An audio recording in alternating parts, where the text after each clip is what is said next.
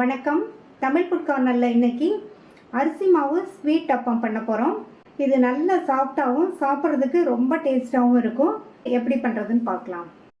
இந்த பாத்திரத்தில் 1.5 கப் பச்சரிசி மாவு, இந்த மாவு மிஷினில் திரிச்ச மாவு, மாவு எடுத்த கப்லேயே 1/2 கப் தேங்காய் துருவலை இது கூட சேர்த்துடலாம். இது கூட 2 பிஞ்ச் உப்பு சேர்த்து நல்லா ஒரு தடவை மிக்ஸ் பண்ணி விட்டுடலாம். இந்த மாதிரி நம்ம ஸ்வீட் செய்யும்போது கொஞ்சமாக உப்பு சேர்த்தோம்னா நம்மளுக்கு இனிப்பு சுவை கொஞ்சம் தூக்கலாக தெரியும். அரிசி மாவு எடுத்த அதே கப்பில் 1 கப் பொடித்த வெல்லம் எடுத்திருக்கேன். அதை இந்த பாத்திரத்தில் சேர்த்துக்கலாம். அதே கப்பில் 1/2 கப் தண்ணி.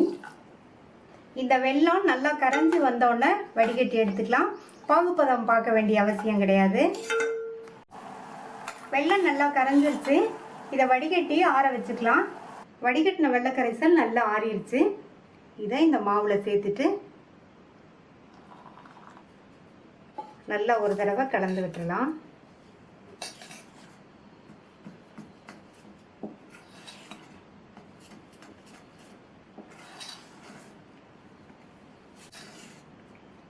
வெள்ளைக்கரைசல் சேர்த்து நல்லா கலந்து விட்டாச்சு.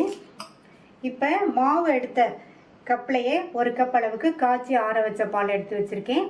இதை மொத்தமாக ஊற்றிடாமல் கொஞ்சம் கொஞ்சமாக சேர்த்து கரைச்சிக்கணும்.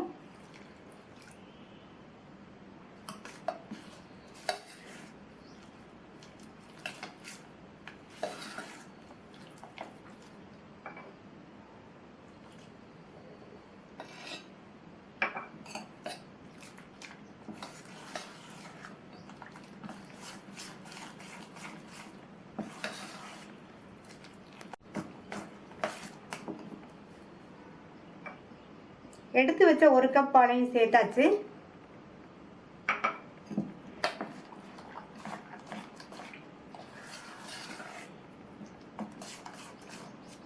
நல்லா கட்டி இல்லாம கரைச்சிக்கலாம். நல்லா கலந்து விட்டாச்சு. இது கூட 1/2 டீஸ்பூன் ஏலக்காய் பவுடரையும் சேர்த்து மறுபடியும் நல்லா ஒரு தடவை கலந்து விட்டுறலாம்.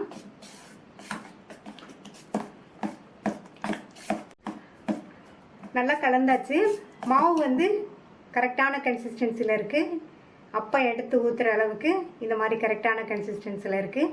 சப்போஸ் மாவு கொஞ்சம் தளர்வாக இருக்கிற மாதிரி தெரிஞ்சதுன்னா நீங்கள் வந்து கொஞ்சமாக பச்சரிசி மாவு சேர்த்து நல்லா கலந்துக்கங்க. ரொம்ப திக்காக இருக்கிற மாதிரி தெரிஞ்சால் கொஞ்சமாக பால் சேர்த்து கலந்துக்கங்க.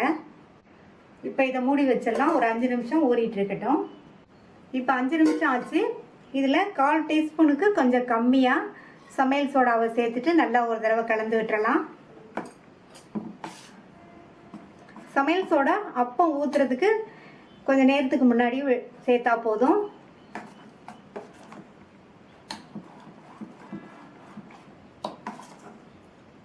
சமையல் சோடா சேர்த்து கலந்து விட்டாச்சு. அப்பத்தை ஊற்றிடலாம். கடாயில் எண்ணெய் விட்டு சூடாயிடுச்சு. இப்போ ஸ்டவ்வை லோ ஃப்ளேமில் வச்சுட்டு அதுக்கப்புறமா அப்பத்தை ஊற்றணும்.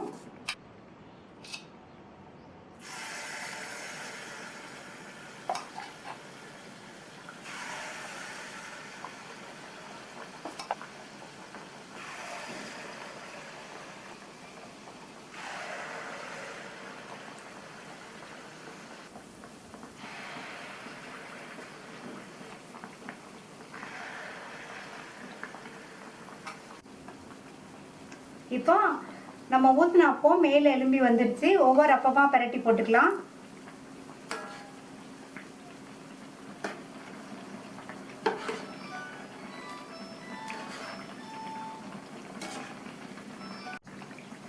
இந்த மாதிரி பரட்டி போட்டு கோல்டன் ப்ரௌனா வந்துடணும்னா எடுத்துடலாம்.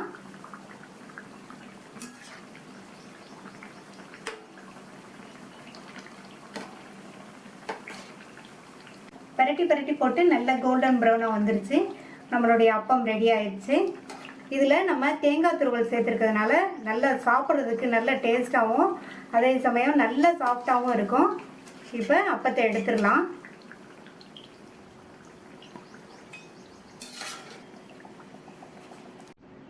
டேஸ்டான சாஃப்டான அரிசி மாவு அப்பம் தயாராகிடுச்சு.